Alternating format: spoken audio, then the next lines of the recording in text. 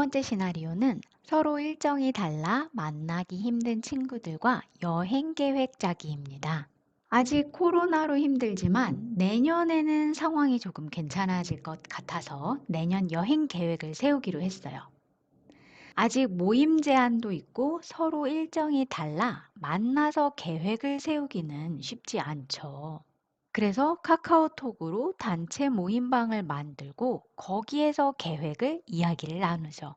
다들 해보셨죠? 어떠셨나요? 아마 정신이 없을 거예요. 읽고 답이 없는 친구, 자기 하고 싶은 말만 하는 친구. 정리가 정말 힘들죠. 그래서 단체 통화를 합니다. 하지만 이건 역시 통화를 해야 할 일정을 잡아야 되고 누군가는 통화 내용을 정리해야 돼요. 그러다 보니 결국에는 날을 잡아서 만나서 일정을 세우게 되죠.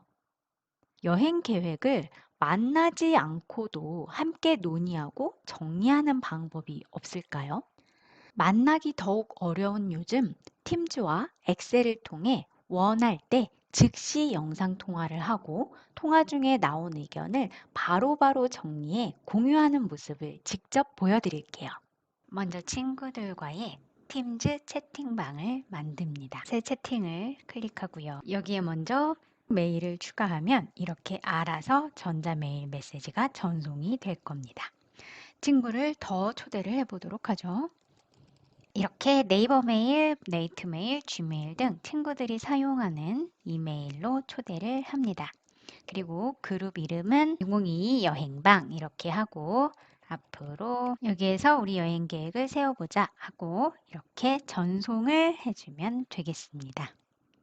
그러면 이렇게 채팅 기록이 가는 걸 볼 수 있고 친구 3명을 그룹에 초대했고 초대된 구성원 누구였죠? 친구 3명이었죠. 이 팀즈에 합류한 후에 함께 협업을 할 수가 있게 됩니다. 그럼 각각 친구들은 어떻게 이 팀방에 들어올 수 있는지 보도록 할게요. 제이콥이라고 하는 친구는 컴퓨터를 사용 중에 있고요. 이렇게 팀즈로 초대했다라고 하는 메시지가 보여지죠. 조인 팀즈를 누르고 바로 대화에 참여를 합니다. 이때 친구들은 여러 가지 방법으로 참여를 할 수가 있는데요.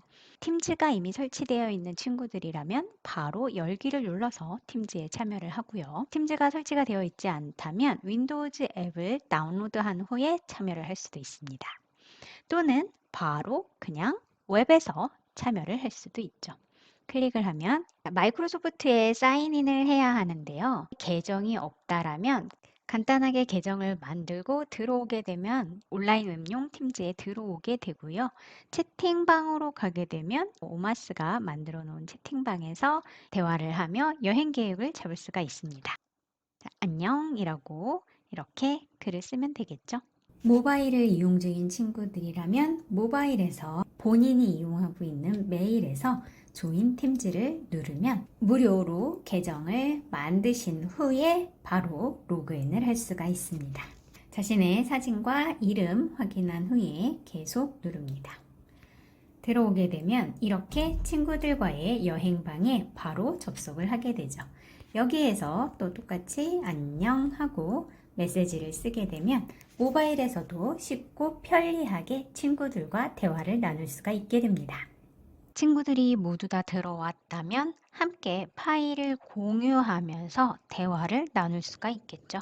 함께 볼 파일은 첨부 파일에서 내 컴퓨터 업로드 누른 후에 바탕화면에서 여행계획표 하고 여행계획표야 열어볼래 하고 보내게 되면 이 방에 있는 친구들이 이 파일을 동시에 함께 보면서 편집을 할 수가 있게 됩니다.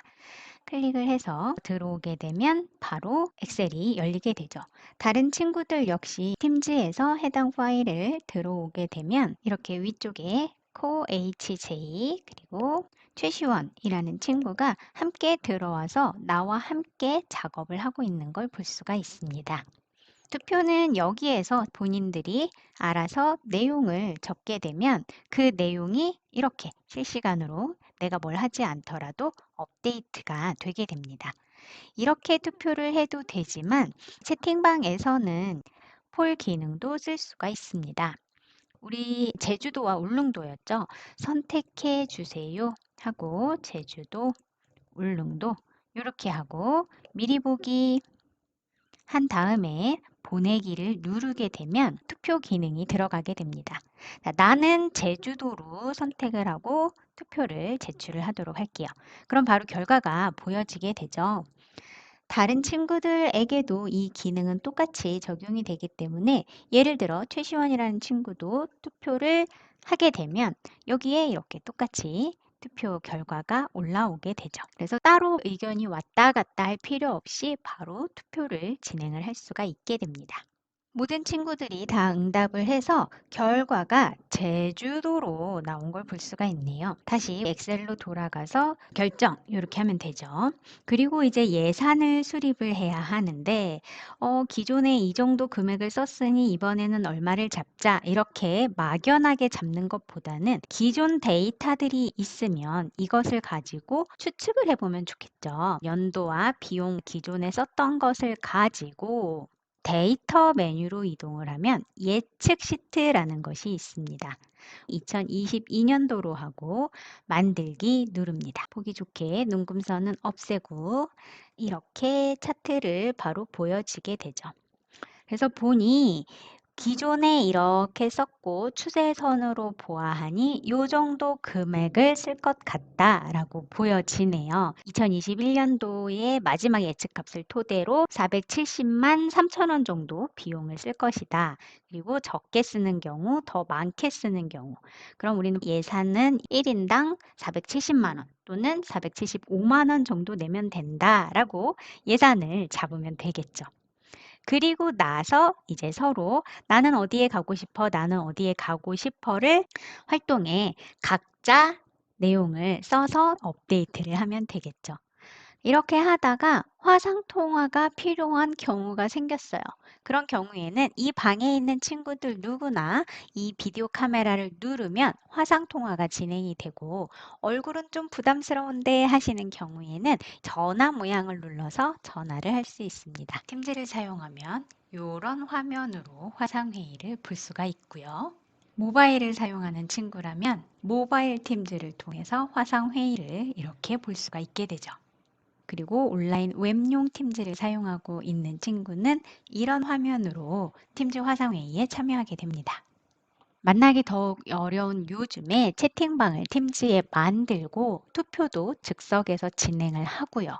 엑셀을 공유해서 함께 동시에 편집을 할 수도 있고 필요할 때 즉시 카메라나 전화기 모양을 눌러서 화상회의 또는 음성회의를 하면서 함께 바로바로 정리를 해서 계획을 세울 수가 있습니다. 이제 날짜 잡으려고 또 의견을 서로 취합하려고 또 취합된 의견을 정리하려고 시간을 보내지 않아도 되겠죠?